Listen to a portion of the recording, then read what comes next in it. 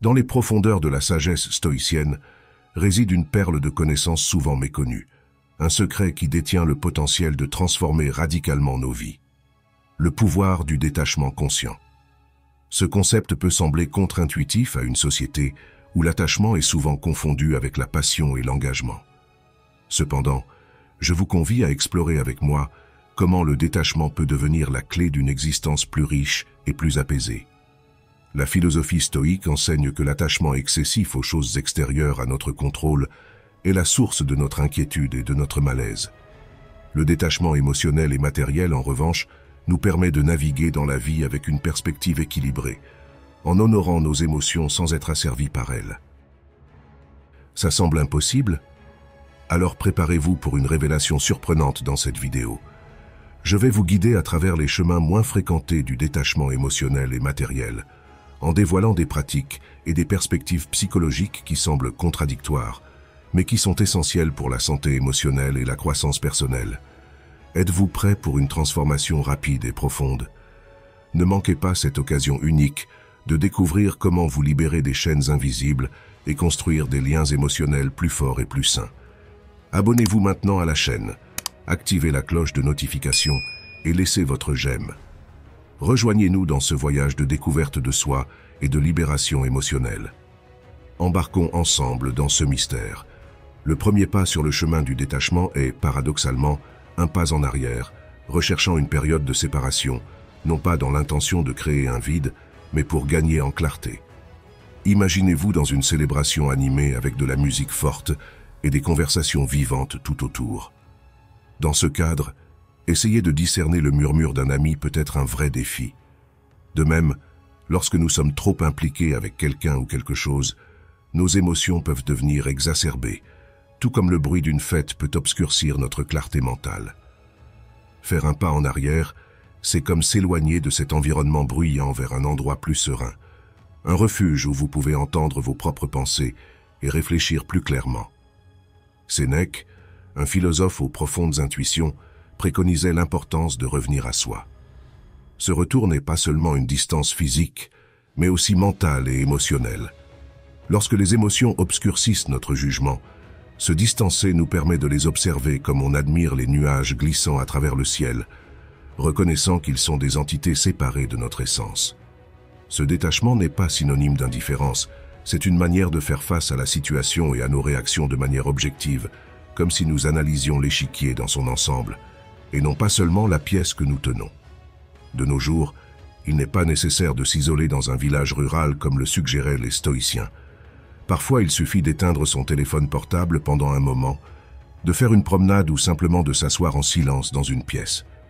L'essentiel est de trouver un endroit où vos pensées et sentiments ne sont pas étouffés par le bruit incessant de la vie quotidienne. Dans ces moments de tranquillité, nous découvrons la capacité de prendre des décisions non pas basées sur des réactions émotionnelles éphémères, mais sur un raisonnement logique, une réflexion profonde et une sagesse intrinsèque. Ce pas en arrière est votre outil de transition vers un espace où vous pouvez respirer librement et voir au-delà du brouillard du moment présent. Le deuxième pas dans le processus de détachement implique de réfléchir rationnellement à la nécessité de la distance. La décision de s'éloigner de quelqu'un n'est pas un acte précipité, mais une délibération méthodique qui reflète la sagesse et la vertu du stoïcisme. Imaginez votre existence comme une expédition maritime où les individus de votre vie sont comparables au vent et courant. Certains de ceux-ci contribuent à une navigation en douceur, tandis que d'autres peuvent vous mener dans des eaux turbulentes. En tant que commandant de ce navire, il est crucial de discerner quel vent favoriser et quels orages contourner. Cette décision n'est pas une fuite, mais une direction consciente de la trajectoire de votre vie, alignée avec vos valeurs et votre bien-être personnel. Épictète, un philosophe stoïcien qui a transcendé son statut d'esclave pour devenir un sage, a souligné l'importance de choisir des associations qui résonnent avec notre être intérieur. Analyser vos relations comme des miroirs vous permet de voir ce qu'elles reflètent en retour. Sérénité, évolution et compréhension, ou incertitude, inconfort et détresse. Le détachement n'est pas un acte de renonciation, mais un choix conscient pour la préservation de votre propre intégrité et moralité.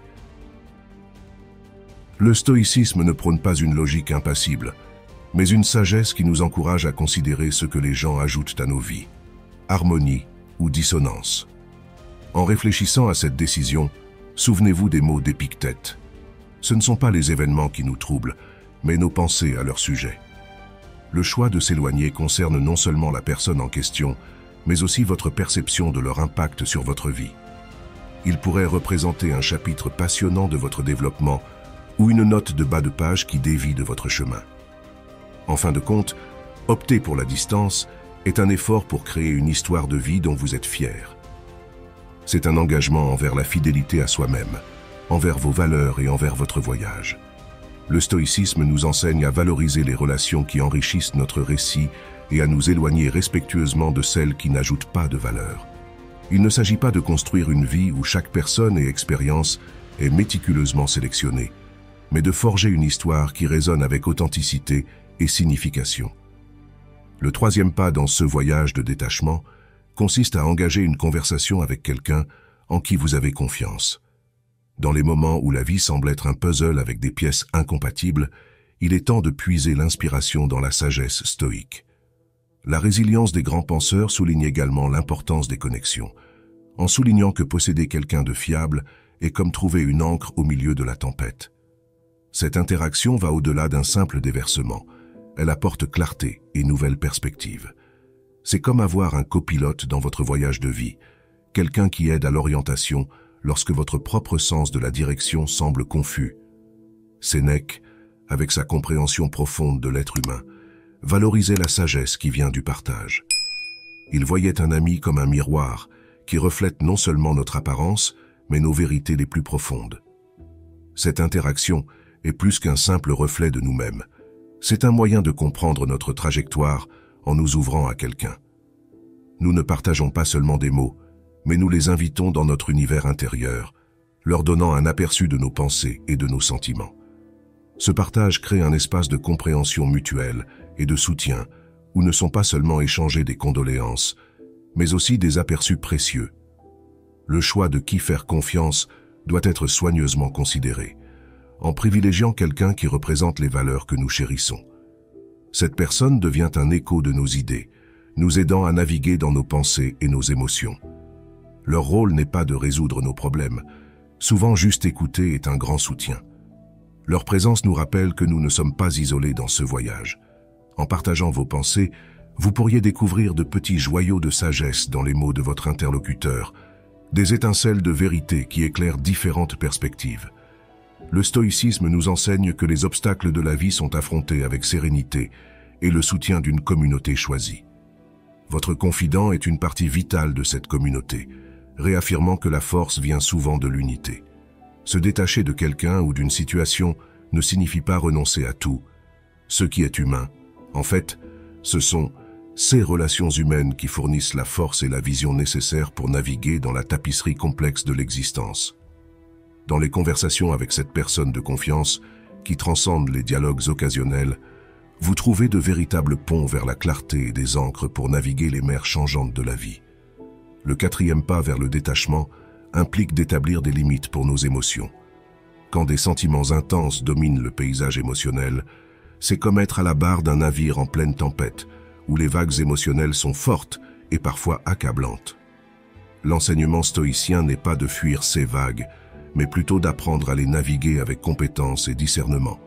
Cela signifie savoir quand laisser les vagues nous porter et quand tenir fermement le gouvernail du navire. Les émotions sont une partie inhérente de l'être humain, mais sans limite clairement établie, elles peuvent nous détourner de notre trajectoire. La compétence réside dans l'expérience de ces émotions sans les laisser nous submerger. Épictète, avec sa compréhension profonde de l'esprit humain, nous rappelle que ce ne sont pas les événements eux-mêmes qui nous affectent, mais comment nous les interprétons. Cette compréhension est cruciale pour délimiter les frontières émotionnelles, comme avoir un gardien dans notre esprit qui accueille chaque visiteur, nos sentiments, mais ne leur permet pas de prendre le contrôle de notre espace intérieur. Par exemple, lorsqu'on ressent de la colère, nous reconnaissons son existence, comprenons sa raison, mais ne laissons pas cette émotion dominer nos actions ou nos sentiments. Délimiter nos émotions, c'est dialoguer avec elles, comprendre leur rôle et les diriger afin qu'elles n'éclipsent pas notre logique. Dans la pratique, établir ces limites peut signifier s'accorder une période pour ressentir une émotion donnée. Nous pouvons dire « Dans ce moment, je me permets de ressentir cette frustration, mais après, je me concentrerai sur les solutions. » Cela n'implique pas de nier les sentiments, mais de gérer leur influence sur nous. C'est un acte d'équilibre, semblable à un funambule qui reconnaît le danger, mais reste concentré sur la corde. En faisant cela, nous respectons nos émotions sans devenir leurs otages. Nous ressentons, comprenons, puis redirigeons vers un état d'harmonie et de raison. Ce processus n'est pas une répression des émotions, c'est leur modération et leur gestion. Le cinquième et crucial pas dans le processus de détachement est d'évaluer soigneusement les conséquences potentielles de cette séparation. Quand nous nous trouvons à la croisée des chemins du détachement, il est vital de faire une pause et d'examiner chaque route possible. Le stoïcisme n'encourage pas les décisions hâtives. Au contraire, il souligne la nécessité d'une réflexion approfondie. Imaginez chaque chemin comme un avenir potentiel, chaque tournant menant à des résultats différents. Qu'est-ce qui vous attend sur le chemin du détachement? Serait-ce la croissance, la sérénité et une identité plus consolidée, ou le regret et la nostalgie de ceux qui a été laissé derrière? Cet exercice de prévoyance n'est pas de prédire l'avenir avec précision, mais de se préparer prudemment. Marc Aurèle, un empereur qui a dû faire face au fardeau de gouverner un vaste empire, utilisait la réflexion sur le passé pour guider ses attentes futures, résonnant avec l'approche stoïcienne d'utiliser les expériences passées comme boussole pour les décisions futures. Pensez aux fois où vous vous êtes distancé et évaluez les résultats. Le détachement a-t-il apporté clarté et tranquillité, ou a-t-il résulté en isolement et regret? Utilisez ces rétrospections comme une carte, en apprenant des leçons passées pour mieux naviguer dans le futur. De plus, réfléchir à l'impact de votre décision sur les autres est essentiel. Le stoïcisme nous guide à équilibrer nos besoins personnels avec le bien commun. En vous détachant, questionnez-vous si cette action favorise votre développement personnel et contribue positivement à la vie des autres, ou au contraire, pourrait causer du tort ou des malentendus. Cette étape va au-delà d'une préoccupation exclusive pour soi.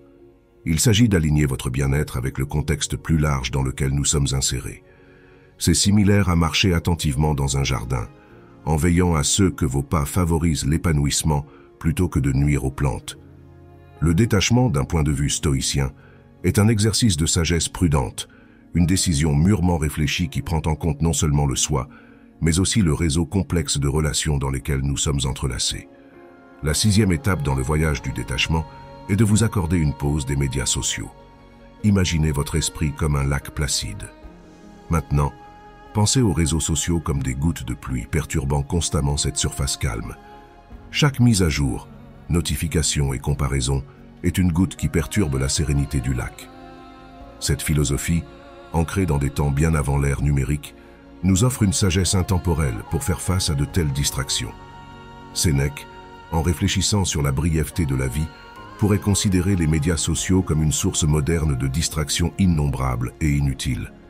Surtout dans le processus de détachement, cette étape consiste à récupérer notre temps et notre attention en choisissant intentionnellement où concentrer notre énergie précieuse.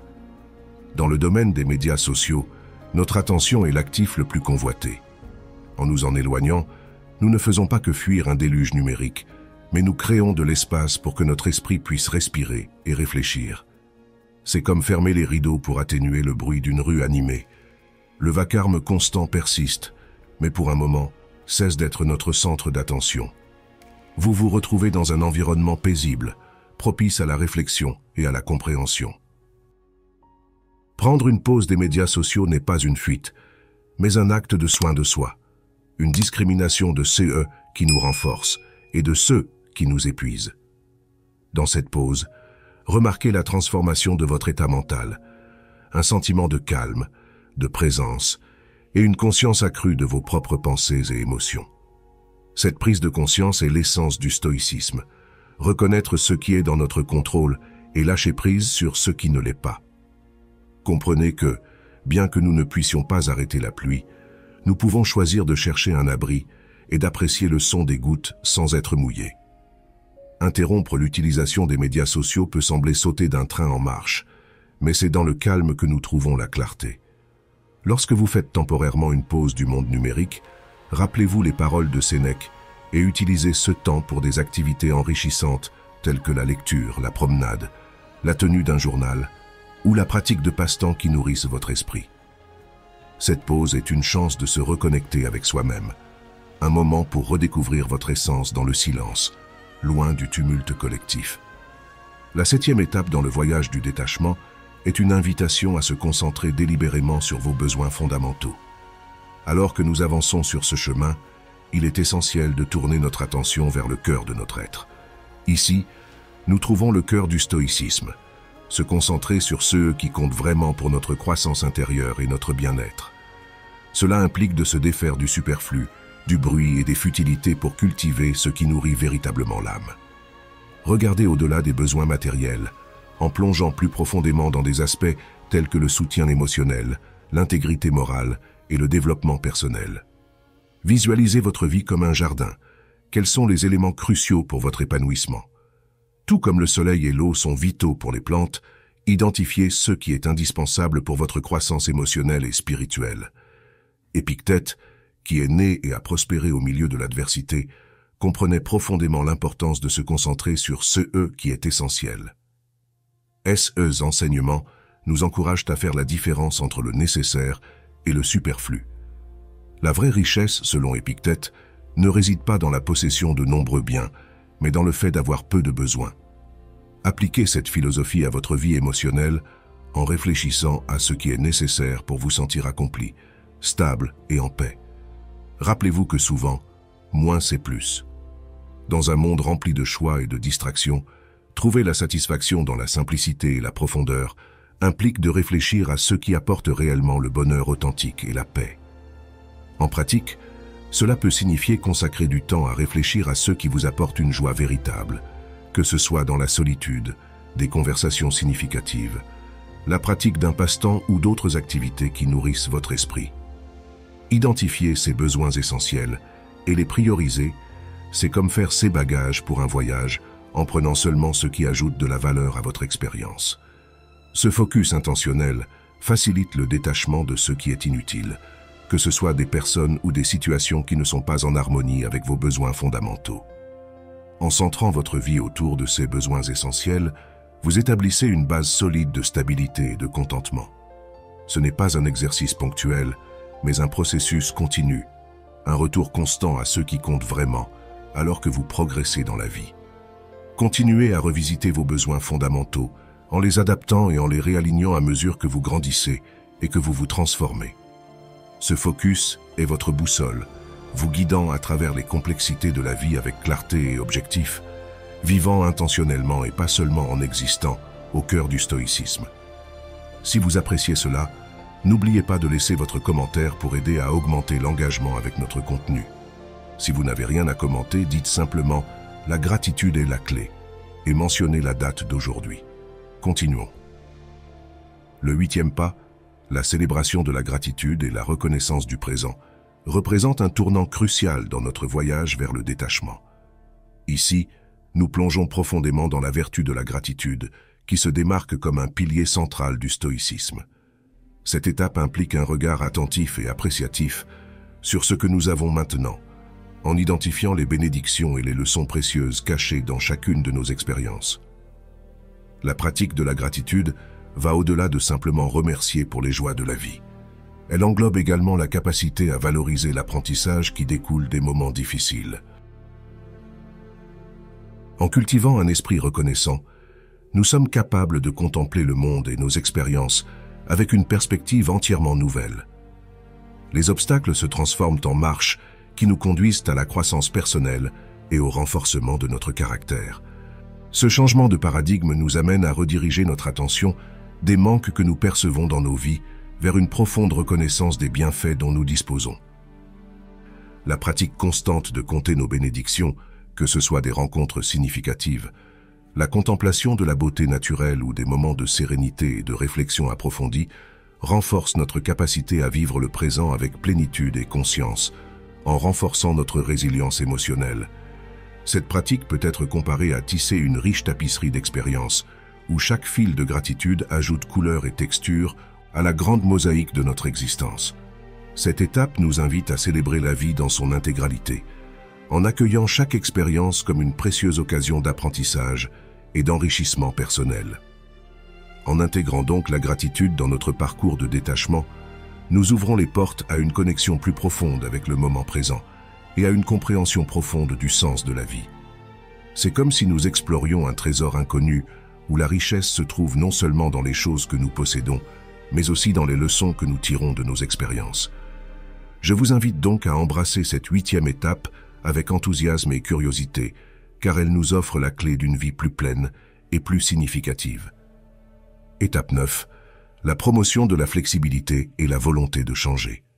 Dans cette étape cruciale du parcours de détachement, nous sommes mis au défi d'accepter non seulement la transcendance de toute chose, mais aussi l'imprévisibilité du monde qui nous entoure. La vie est un flux constant d'événements, dont certains échappent à notre contrôle. Cependant, ce que nous pouvons maîtriser, c'est notre attitude et notre réponse à ces événements. La flexibilité d'esprit, dans ce contexte, n'est pas seulement une réponse passive au changement, mais une posture active d'adaptation. Cela signifie être prêt à lâcher nos anciennes conceptions et attachements lorsque cela est nécessaire et à embrasser l'inconnu avec courage. C'est comme naviguer sur une rivière turbulente, en ajustant constamment notre cap à mesure que les courants nous emportent. Cela ne signifie pas renoncer à nos valeurs et principes, mais trouver des moyens flexibles de les appliquer dans différentes situations. La pratique de la flexibilité nous permet aussi de développer une résilience émotionnelle. En acceptant le changement comme une partie naturelle de la vie, nous réduisons la résistance et la souffrance qui accompagnent souvent la lutte contre l'inévitable. Au lieu de cela, nous apprenons à couler avec les circonstances, transformant les défis en opportunités de croissance. De plus, la flexibilité nous donne le pouvoir de voir le potentiel positif, même dans les situations les plus défavorables. Cela ne signifie pas ignorer la souffrance ou nier la difficulté, mais trouver des moyens d'apprendre de ces expériences et de grandir en tant qu'individu. En fin de compte, l'étape 9 nous invite à danser avec la vie, à embrasser ses changements et ses rebondissements avec grâce et humilité. Elle nous rappelle que la vie est un voyage de découverte continue et que notre capacité à nous adapter et à apprendre est ce qui nous permet de prospérer malgré l'incertitude.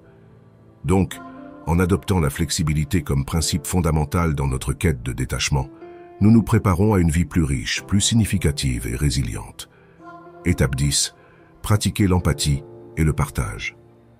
Dans la 10e étape du chemin du détachement, nous concentrons notre attention sur le développement de l'empathie et la pratique du partage. Inspirés par les principes stoïciens, nous reconnaissons l'importance de nous connecter profondément avec les autres et de contribuer positivement à leur vie. L'empathie est la capacité de comprendre et de partager les sentiments des autres. Dans cette étape, nous apprenons à écouter attentivement, à nous mettre à la place des autres et à reconnaître leurs perspectives et émotions. Cela nous permet d'établir des connexions plus significatives avec les personnes qui nous entourent, en créant des relations basées sur la compréhension et la solidarité. Le partage, d'autre part, implique de contribuer activement au bien-être des autres. Cela peut se faire de diverses manières, allant du soutien émotionnel à l'assistance par des actions concrètes. En pratiquant le partage, nous enrichissons non seulement la vie des autres, mais renforçons également notre propre sens du but et de l'accomplissement. Dans cette étape, il est crucial de se rappeler que le détachement ne signifie pas s'éloigner des relations humaines, mais plutôt les transformer en connexions plus significatives. L'empathie et le partage sont comme des ponts qui nous relient aux autres de manière profonde et authentique.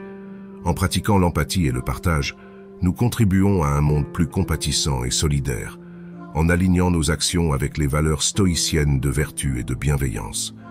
Cela nous permet de vivre une vie épanouissante, où le détachement ne nous rend pas indifférents, mais nous rend plus conscients et connectés en tant qu'êtres humains. Étape 11. Nourrissez votre esprit et votre corps. Dans la 11e étape du chemin du détachement, nous dirigeons notre attention vers le soin de notre esprit et de notre corps. Cette étape est essentielle pour maintenir un équilibre émotionnel et physique alors que nous naviguons dans les complexités de la vie. Nous commençons par le soin de l'esprit, en pratiquant la pleine conscience et l'autoréflexion. La pleine conscience implique d'être présent dans l'instant, en observant nos pensées et émotions sans jugement. Cela nous aide à développer une clarté mentale et à réduire le stress. L'autoréflexion, d'autre part, nous permet de comprendre nos schémas de pensée et de comportement en identifiant les domaines dans lesquels nous pouvons grandir et nous améliorer. De plus, nous consacrons du temps à nourrir l'esprit par la lecture, l'apprentissage et la pratique de compétences créatives. Cela nous permet d'étendre nos connaissances, de stimuler notre créativité et de maintenir un esprit agile et curieux. Quant aux soins du corps, nous valorisons l'importance d'une alimentation saine, d'un exercice régulier et d'un repos adéquat. Le corps est le véhicule qui nous permet de vivre le monde, et en prendre soin est fondamental pour une vie équilibrée.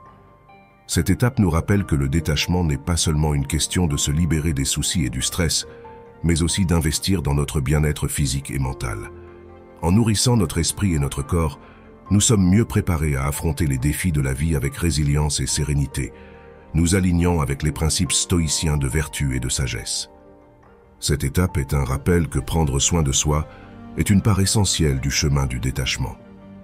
Lorsque nous entreprenons le chemin du détachement, que ce soit des complications, des gens ou des situations, nous rencontrons une richesse d'aperçus profonds et de conseils pratiques dans les leçons du stoïcisme. Cette philosophie millénaire nous encourage à faire un pas en arrière, à réfléchir soigneusement aux raisons qui nous mènent au détachement, à participer à des dialogues éclairants, à établir des limites pour nos réactions émotionnelles et à considérer les conséquences de nos choix lorsque nous nous éloignons des influences externes incessantes, telles que celles des médias sociaux, et nous concentrons sur nos besoins essentiels, nos actions s'alignent avec les principes stoïciens. Le stoïcisme, avec sa sagesse intemporelle, nous enseigne que le détachement n'est pas synonyme d'insensibilité émotionnelle. Au contraire, c'est le chemin vers l'atteinte de la tranquillité intérieure et de la résilience, alors que nous naviguons dans les relations humaines complexes et les défis de la vie. Les principes stoïciens éclairent comme un phare, offrant inspiration et orientation vers une vie enrichie par la vertu, la sagesse et la force émotionnelle. Cette philosophie nous équipe non seulement pour affronter les vicissitudes de la vie avec plus de sérénité, mais elle nous donne également le pouvoir de cultiver des relations plus profondes et plus significatives, tant avec nous-mêmes qu'avec les autres. Ainsi, le stoïcisme se révèle être un guide précieux sur le chemin vers une vie plus consciente et équilibrée. Si vous avez apprécié ceci, abonnez-vous, laissez votre j'aime et votre commentaire. Soyez toujours reconnaissants.